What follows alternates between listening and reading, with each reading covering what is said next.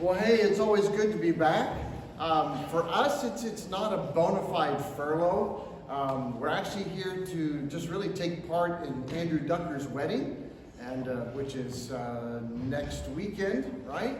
And then we fly back a week from Tuesday, so we're not here very long at all. Well, we just kind of, instead of a video, I thought I'd walk you through a couple of things. We are the Leavells. My wife Laura, if you have not met her, our two sons work here at the church, Drake and Brady, and we are missionaries in Belgium. And this is kind of what Saturday night looks like for us. We gather together.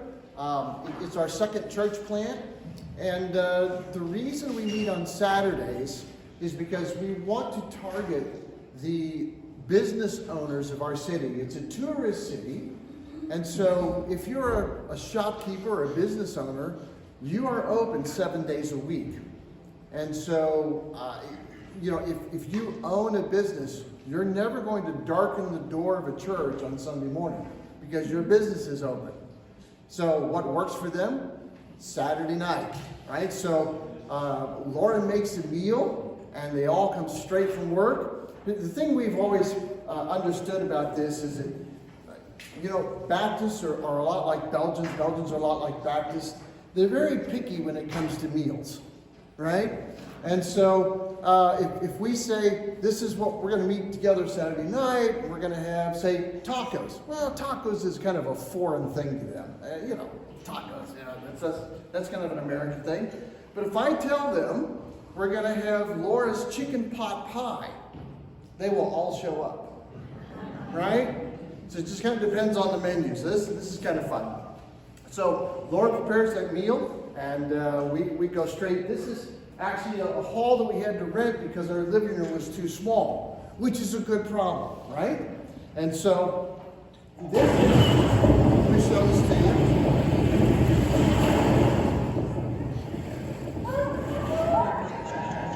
We baptized in the frigid North Sea. These were one of the young ladies and a team that got saved in youth camp.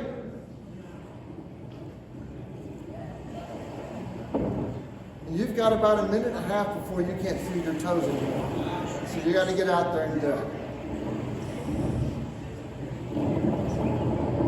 Now that's where the video stopped. That's the video I have with me. There is more to that video. Okay, and this is the first time in 30 years that I got wiped out by a 12-year-old. All right, so what happens when we do the baptism, because the undertow is so strong, we go out about 5 deep and we make them sit down, right? So that it's an easy whoop, whoop. And so when they come back up this way, their feet are already in front of them and they just stand right back up. It's fairly easy. But this 12-year-old girl, she didn't want to sit down. She said, no, I'm just going to sit on my knees. And I said, nee, so niet looking, which is Dutch for that's not going to work. She goes, yeah, it's all well. It means it will. I said, it's not going to work. Trust me on this. She goes, no, I'm going to sit on my knees. It's like, what do, right? You're freezing. Everybody's watching. Like, okay, fine, you do that. So when I baptize left-handed. I don't know why, I always have. So as I'm coming down this way, she's under. All of my weight is on my left knee, right?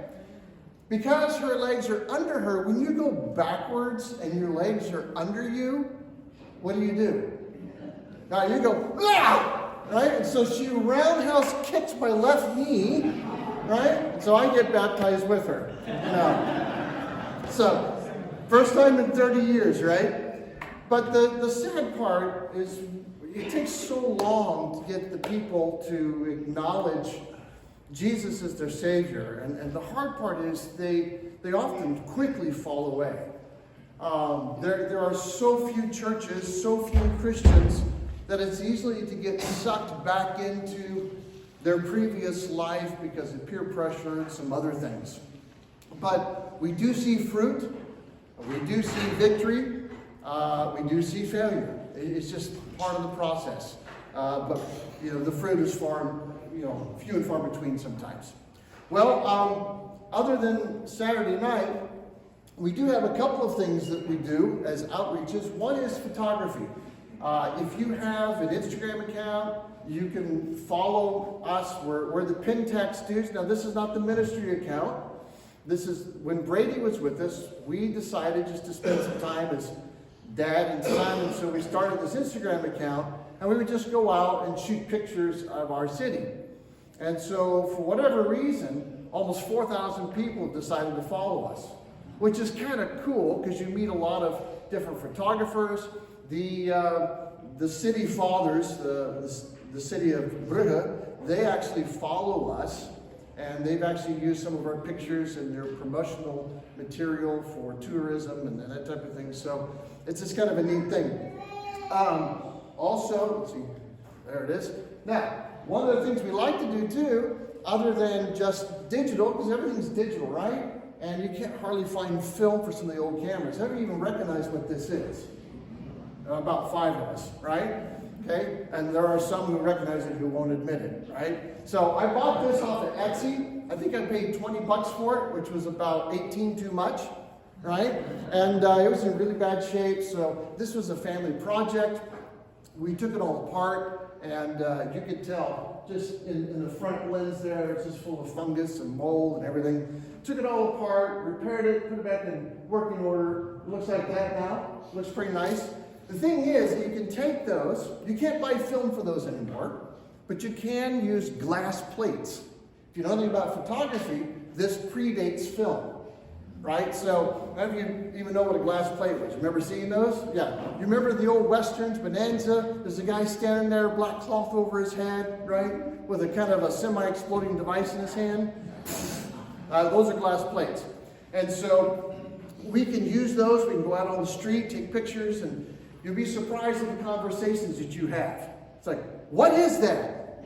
You mean you can still use that thing? Absolutely, right? So, so it's a great way. This to meet people. This was our very first glass plate. It will not win any awards. I get that. This is what we call our backyard family. I think there's a giraffe and the Queen of England and a duck and some frogs and stuff. But anyway, it was just proof positive that we could actually pull this off. That's kind of nice.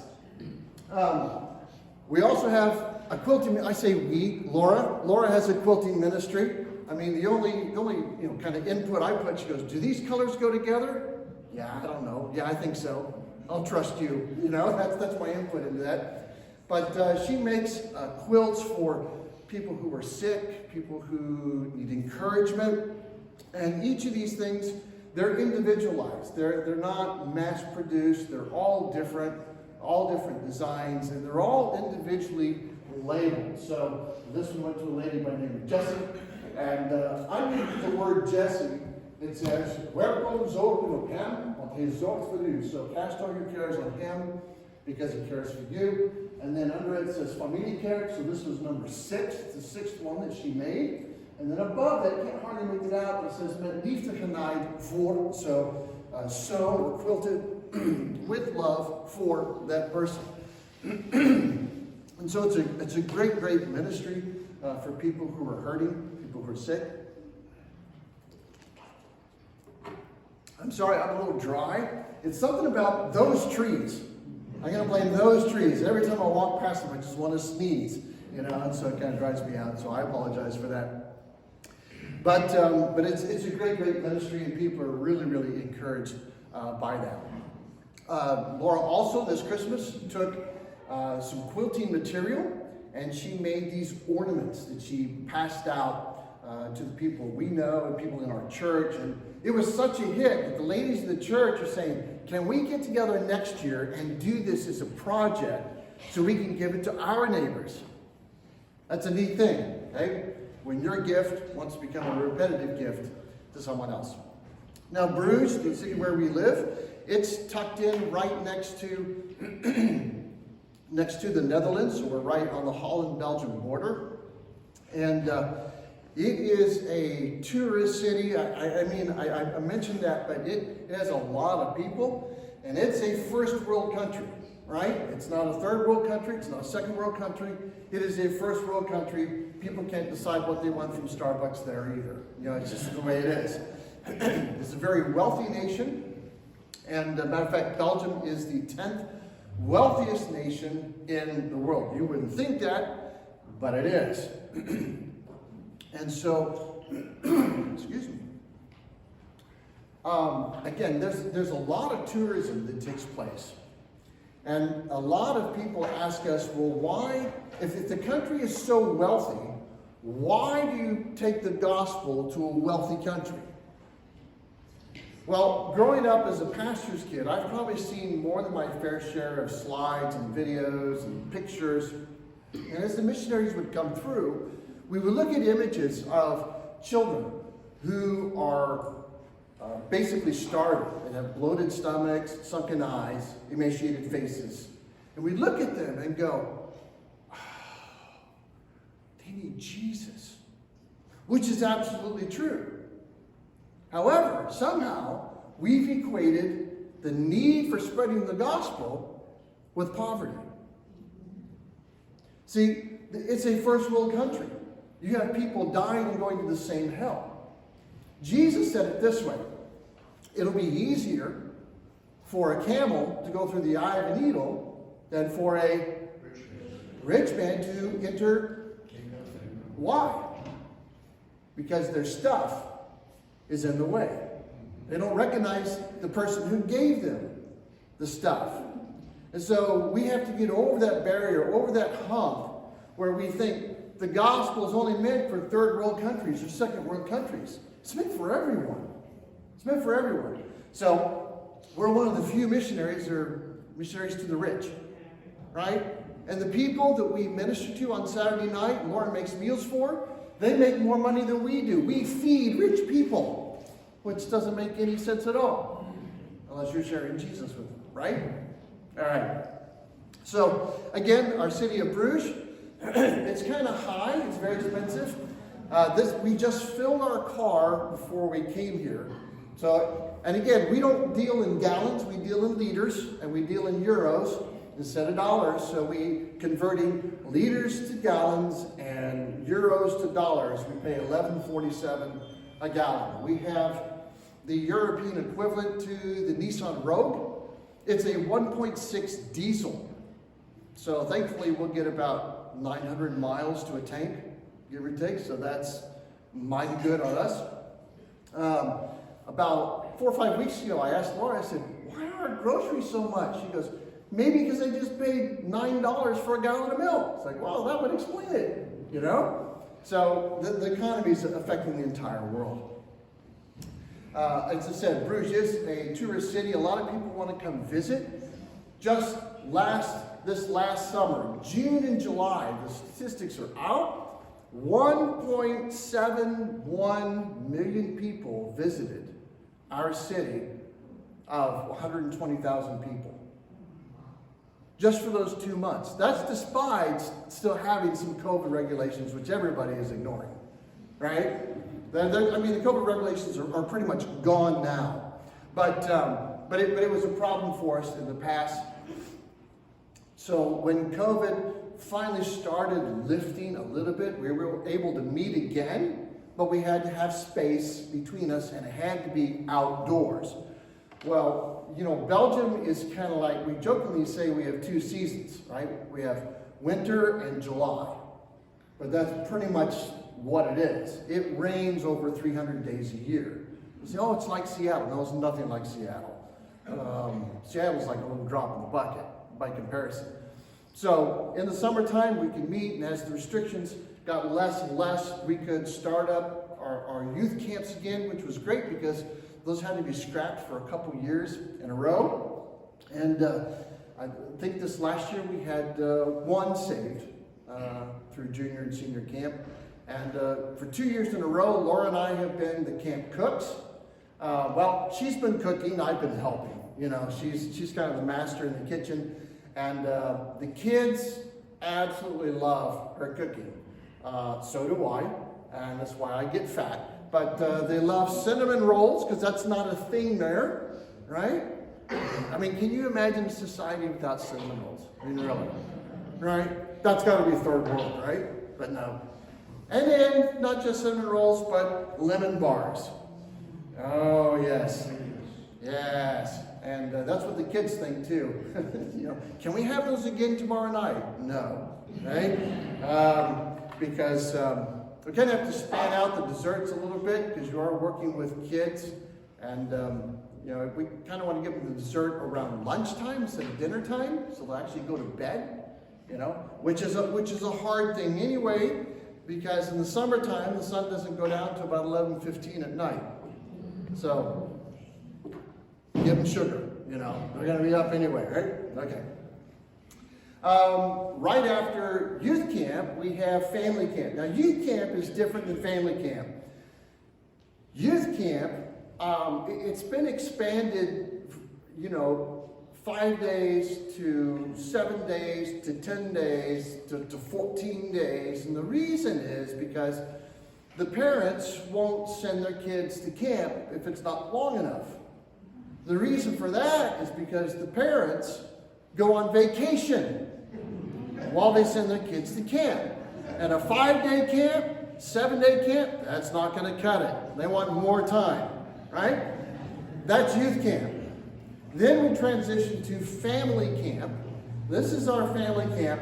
Family camp's different in that the kids cannot come without the parents, right? So you have to come as a family unit. Parents can come without kids, but not the other way around. And so last year, instead of renting a facility, we decided to do what we call urban family camp. Never done it before, but we liked it so much we're doing it again this year. Basically, we go about 3 hours away to this little city in Germany. We rent out a good portion of the hotel there. And they've known us for many, many years, so they've got this package deal for us. And part of the package deal is that we get 2 days to the theme park, which is not far from there. It's a Warner Brothers theme park. That's it. It holds, nothing to, Six Flags or Disneyland or anything like that. But it's a very nice park. People enjoy it. But that's all included in the package. And so basically, we get up in the morning. There's a buffet breakfast. We have our Bible time, and then somewhere around 11 o'clock or so, we go to the theme park. Stay there till about 4 or 5, come back, have our evening Bible session time, and then find a restaurant locally and go have dinner together. So it's a whole different format, but the people love it, and so we're going to keep doing that again this year. Right after family camp, there's something called Ghent Fest, and Ghent Fest it's a city that's about 20 miles from us. It's actually bigger than where we live, and people from all over the world come for this. It's just a gathering of people. I mean, not to buy anything specific. It's a gathering of people. And so we have some friends of ours with the Southern Baptist group, and so they have a coffee cart. Actually, it's a bicycle. It's kind of a pimped up bicycle, if you will. Right? And it has all these different coffee apparatuses on it. And so the idea is that we're going to give you a free cup of coffee if you'll just come and talk to us. Or if you need someone to talk to, we're here. And so that lasts 14 days in a row. And then we also help serve pancakes for breakfast at one of the local churches. And so it's just a way to connect and get into the community, to love on them, to share Jesus with them, to answer any questions they might have, to try to encourage them and point them on the right path. And so that is Ghent Fest. Also, we're in the middle of our second church plant, and about, when was that, Laura? June? November. Was it November? Yeah. Okay, so in November, there's another church in town that we had to help starting indirectly. Long story short, missionary came to work with us, didn't work out. He ended up splitting our church, going across town. This is about 24 years ago, mind you. Went across town, started his own church in English, because he didn't know Dutch. And it's this church. And this church has evolved to the point to where there's a lot of Belgian men who are married to ladies from Africa, Cameroon, Nigeria, and so forth. And so the marriage language for the couples in this church, it's all English. And so in November, they reached out to me and said, hey, our pastor is no longer here. He's a fellow missionary that was asked to leave the country. He could not get his visa renewed. And he said, could you help us find a new pastor? And I'm thinking, maybe, right? Because who are you going to find that wants a multicultural, multi-ethnic, English-speaking church in the Flemish-speaking part of Belgium? I don't know of anybody who's signing up for that job, right? So myself and the Southern Baptist missionary that I'm friends with, we've been over there and we've been covering the pulpit for them, and we're helping them form the pulpit committee and to look. But more than that, we had a big sit down with them and we said, do you always want to have an American missionary as a pastor? And they said, no, we want to raise someone up within our church. We have about 4 men we'd like to see trained. We said, all right, let's do that. So in May, that is where we're going. We are starting this whole thing off. It's going to be specific for leadership and pastors, and we're going to be training, I think 4 people from their church, 4 from ours, and 2 from the first church plant, if they're willing to come over and do that as well. And this is going to be the next gen of leaders in Belgium. We won't be there forever, mainly because I'm not going to live forever, right? So at some point in time, we need to pass the torch. And so this is the best way to do that. And so that's the plan in June. Now, also, Easter is coming up. So we're going to have a combined Easter service with the first church plant, the second church plant that we're doing now, and that church. And so we anticipate about 150 people, maybe more, and which is a huge, huge event. And we're going to be doing it in that facility right there. And so if you'll pray with us about that. This was an opportunity last summer in July when we had the first church plant and the second church plant come together for a barbecue at our place. And that's, like I said before, that's extremely critical because people need to know that there's other believers out there. Like, you know, the Belgian society, they're very closed. And so they need to know that there's other Christians out there. This was last Easter. We did the whole Passover meal, and they tried to explain that the best we could. But this was last Easter, just in the second church plant, and a couple of people from the first church plant as well. Then there's Thanksgiving, right? Just a couple months ago, we had a big Thanksgiving celebration in our house. Now, Belgians know nothing about Thanksgiving. This is an American holiday, but they love the concept of getting together to eat until you can't move anymore, right? And then you sit around, you chat, and then you eat some more. You know, that's just kind of that's the way, but they understand the concept of setting aside a day aside for giving thanks to God as well. That's a great thing to them. So this was our Thanksgiving meal. And then we transitioned right into Christmas party. We had everybody over to our house. There's a couple who were there that's not in the picture. I don't know where they went, but they're there. But as with everything with Laura, you never run out of food, which is, I think, why people come, right? We have people who are coming to the Bible study because of the food. And honestly, I don't care why they come. If they're there and they're listening, they're participating, they're hearing the gospel, I'm more than happy with that. So I don't care why they're there, even if it's just for the food. And so Laura also, she and one of the ladies that works with us, they made all of these plates of cookies.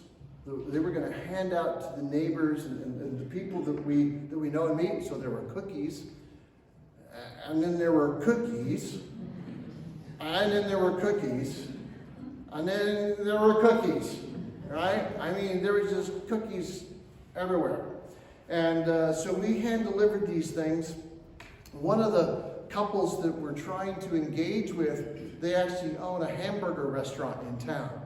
Anytime someone says, where do we want to eat in our city of Bruges? You go to the hamburger restaurant, you tell them that Dennis sent you, right? And we delivered one of these to them, and about a week later, we went back with some friends to the hamburger restaurant, and they had a huge platter for us, which is a huge thing, and some gift cards for the restaurant itself, which is an amazing thing. So little by little, you know, you can gain traction into people's lives just by caring and loving them. And anytime, if you know anything about Laura, anytime someone gives us a dish of goodies, the plate is always returned full, right? It's never given back just washed and clean.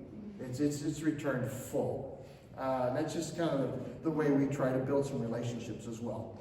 So I thought this statistic was kind of neat.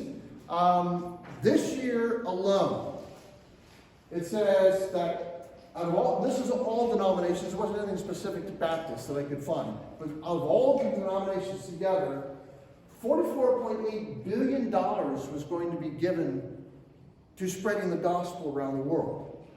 You stop and think about that. $44.8 billion. That is a lot of money. To which we would say, amen. Go God.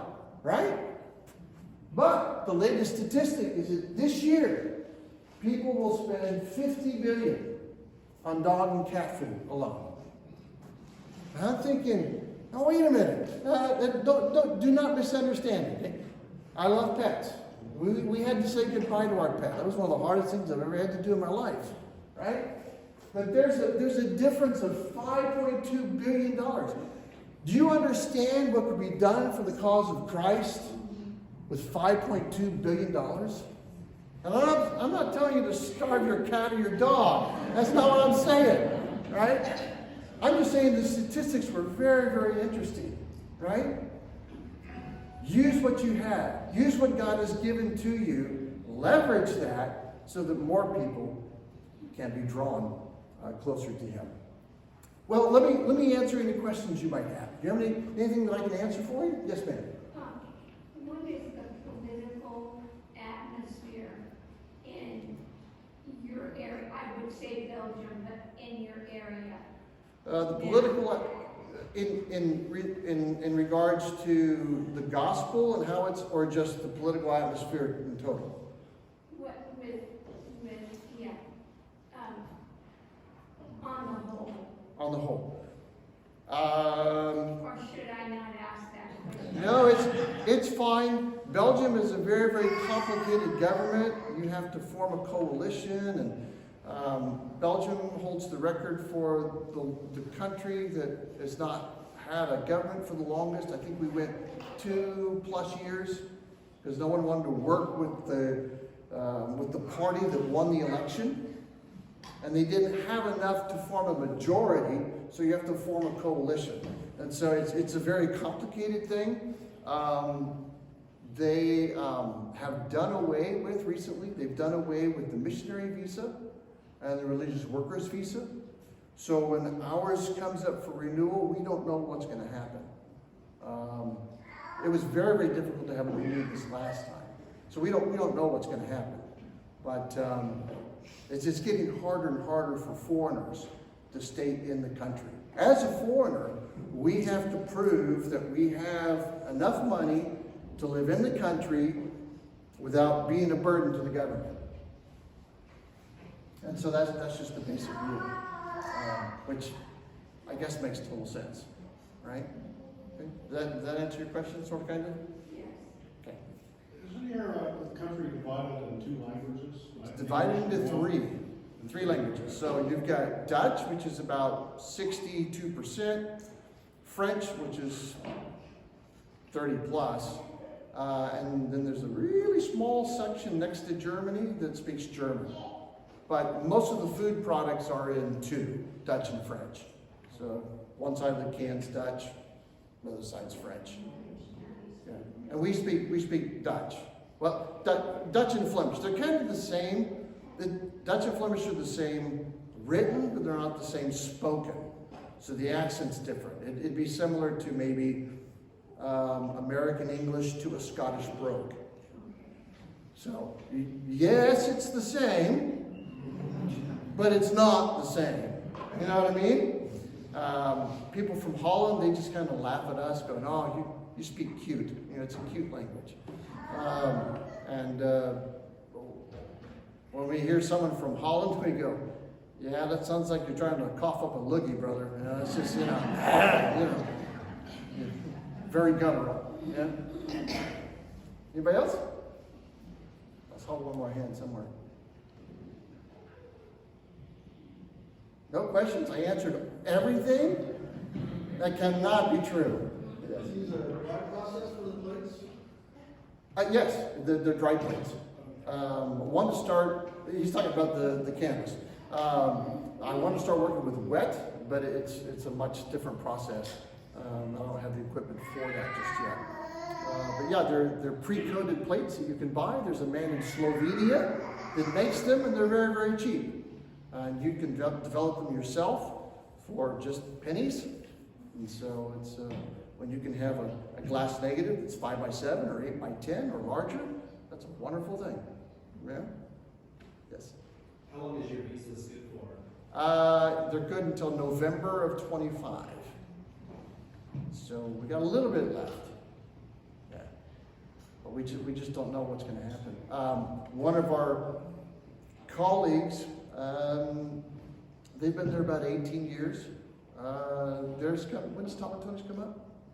This November, I think. This November. Yeah. So we'll know a lot after November this year, when theirs gets renewed or not. Yes, sir. How many Baptists? Well, you're probably looking at a handful of them. Right? They don't. They would be counted in with the Protestants, because there's really only 2 recognized. It's Catholic or Protestant. So we do have some evangelicals. In our city of Bruges, we have 2 Baptist churches, an Anglican church, a Seventh-day Adventist church. The Mormons have gone. They left. It was too hard. We have some JWs left, and 26 Catholic churches. Are those Baptist churches thriving? They're doing well. It depends on what your definition of thriving is. I mean, if you're doing numerical counts, then no, because the fruit is very slow. But is the gospel being preached? Yes. Is the gospel still being heard and accepted? Yes. By American standards? No. No. But the people are very healthy. They're very strong Christians. And so, yeah. We are confident that if we had to leave today, that the 2 churches, plus the one that we're now helping, will move on. It will continue without us. And really, that's the whole goal, right? Is to work yourself out of a job. Yeah. Yes, ma'am. Is there a state religion, a religion that Belgium recognizes? Yeah, they recognize both, Catholic Church and Protestant Church, and both of them, if you're under that umbrella, you're paid by the government. And so that's part of what the socialized taxes are. You know, it comes out of your paycheck to fund that. And part of it, when you try to teach about tithing, they'll say, well, we already tithe, because they're giving money out of my check to the church. It's like, well, no, that money was taken from you, but you have not tithed.